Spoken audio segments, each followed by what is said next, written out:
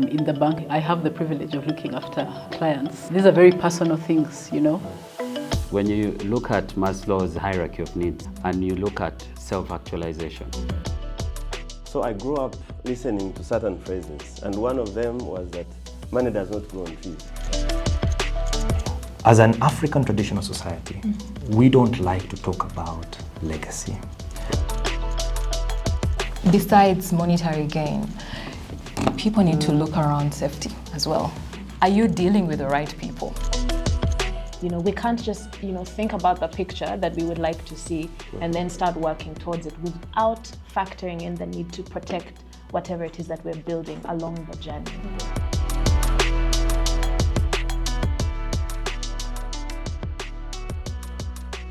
Welcome to the Future Perfect podcast. I've got wealth managers on the table. I've got investment specialists on the table. I've got asset management specialists on the table. Seasoned financial fitness coach on my right. And so it's going to make for a very good discussion. So you'll all agree with me. A lot of times, even as we are on the table, we find ourselves thinking about tomorrow. We find ourselves thinking about that tomorrow that we want to see. We all have dreams and aspirations for the years ahead. And that picture starts to change as we get older and as we start to have families, that picture starts to evolve. And then we start to think outside of just ourselves, but it becomes a case of what am I going to leave behind? How will I be remembered? What's going to be the benefit for my hard work? And will that endure? So today we're going to talk about legacy. And I'd like to start off with Ivan to say, when I say legacy, what does that mean to you? What does legacy mean to you? Wow. Legacy to me means everything. In the words of Albert Einstein, he said, it's every man's responsibility to put back into the world at least the equivalent of what they take out. So as we are born, there is somebody who takes care of you, there's somebody who pays your school fees, there's somebody who makes sure you eat.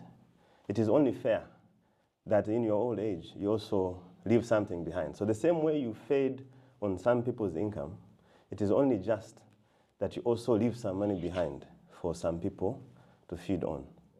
So by definition, I want to define legacy in three ways: as values, tradition, and possessions that are transferred from generation to another.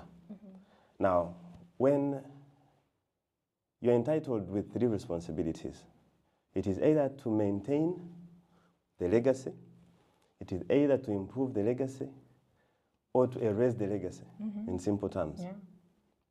How do you, in most cases, when you are they put an opportunity in your hands. Or let me look at relays, those of you who have done sports. So when you're doing relays, you're running around the pitch, it is, I think, 400 by 4. So Bernice is going to run and will give me the baton. Whether she was the second or third, it is now my responsibility to task myself to see whether I can finish second or first. So I want to see legacy in that perspective. It is only just that you leave something behind. It is purpose beyond self for you to be kind enough to prepare for the generation that comes after you. But how do you do that? And I think I am more inclined to this discussion because which legacy are you trying to build? Where did you start it? So it's the discussion of wealth comes into play. How are you creating and building wealth? Are you living a life that you can afford? Are you managing a saving and investment? How are you sharing your money with society? How are you protecting? I think we are in the zone of protecting. So I think the discussion is quite rich, and I am happy to hear more ideas from my colleagues. Absolutely, absolutely. You either maintain, or you grow it, or you erase. Or you erase it. That's right. That's very interesting. Bernice, what are your thoughts on this name? On legacy, and I guess I'll build on what Ivan shared. So to me, I look at legacy in two aspects. There's the intangible aspect and the tangible. Because what comes to mind is, what will people remember me for? In fact, someone took it further to say, imagine reading your own eulogy at your death. It sounds a bit morbid, but because it then makes you think, what will people say about me? And I remember also someone saying, sometimes we think legacy starts when you have died. No, legacy is the life I live every day. It's the story I'm building every day of my life with the work that I do. And so to me personally is, what impact am I having on the people around me? What difference am I making? Even my values, what am I passing on? That I would say is the intangible. So what do I want to be remembered for? I made a difference. I made someone I met less fortunate better. I gave time to someone who was struggling. I want someone to be able to stand up and say, yeah, but this listened to me, or she contributed to this. I made a difference, because I'm a strong believer that we are blessed to bless others. So that's the intangible part. The tangible part, where we specifically play as bankers, or particularly as wealth managers, is what do you leave behind for your next generation? Or what have I left behind just for the people who have left behind me? So for me, it's to say, have I taken care of that? Even as I work every day, whether it's investments, whether it's insurance, whatever it is, whether I've built houses, what have I left for them? Others argue that I don't have to leave, they'll work and do their own stuff. Is it educating the children? Is it, so for me it's tangible and intangible. For the tangible are those things, the assets, whether it's property, whether it's investments. What am I leaving for my children? What do I want to leave? And all that I need to think of and plan while I'm still alive. So that's how I personally look at legacy. An aspect of generation, an aspect of planning, an aspect of being intentional of how you live your life every day.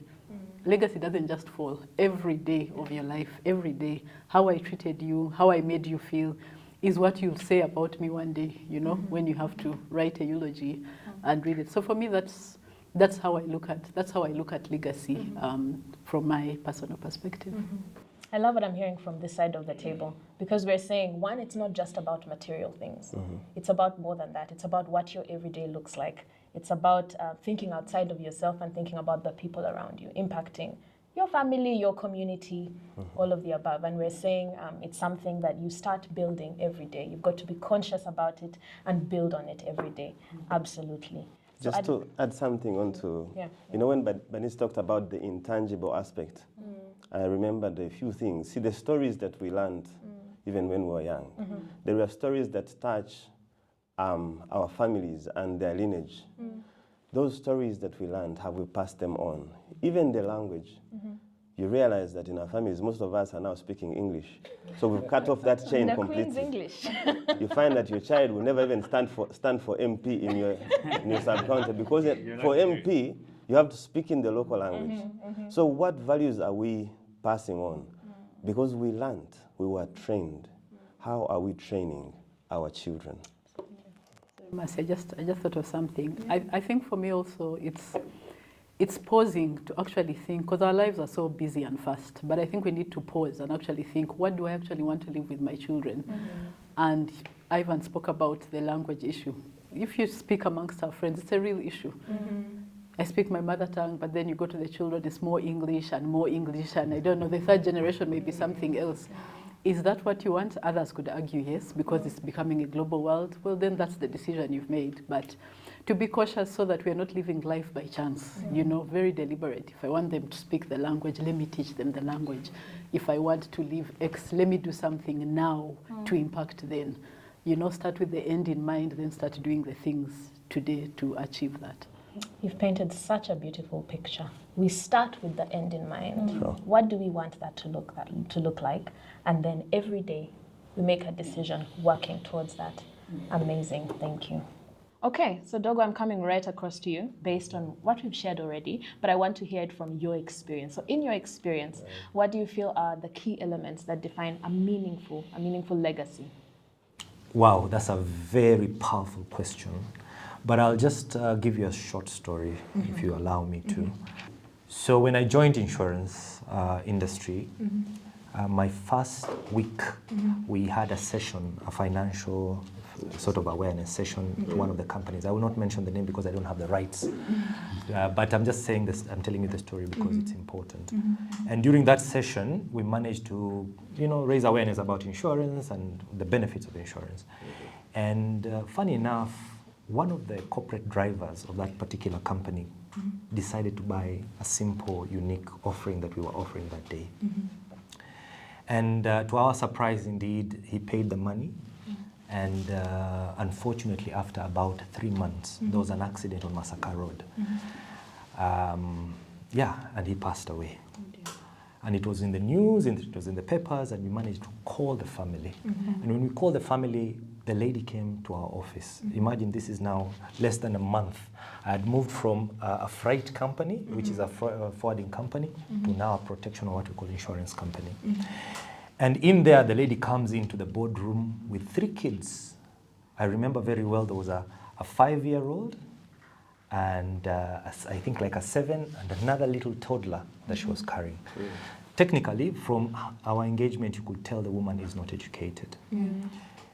And during the conversation, when we told her that the husband had actually bought a unique offering that was, they had left about 300 million for her, she knelt down and cried.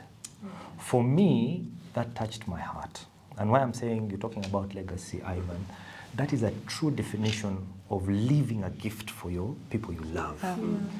And if there is anything, I know I'm talking about death, but usually for me, if you ask in terms of the experience in this particular space, as an African traditional society, we don't like to talk about legacy. Our fathers, our mothers never taught us to have this conversation openly with each other. So you'll find a family member who is the head of the family does not want to actually plan for the children. So the mantle now is passed on to us. The decisions of actually raising awareness about opening this conversation is very important in our families. It is important for us to plan and give our children this legacy. So yes, I think that is the most important thing for us. Wow. That's rich. Yeah, that's absolutely rich. So they've talked about